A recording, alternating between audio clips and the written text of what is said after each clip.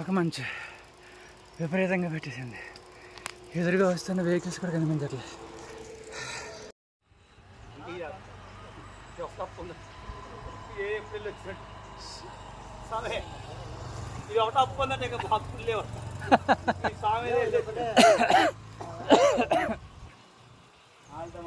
స్వామి శరణం, అయ్యప్ప శరణం. ఇంకా 5 కిలోమీటర్లు ఉందంట.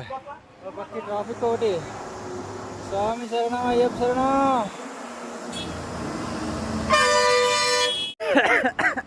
ఎలాగుంది ఘాటి? ఘాటి బాగుంది, అప్పుగా ఉంది, అప్పులాగా ఉంది. అబ్బో.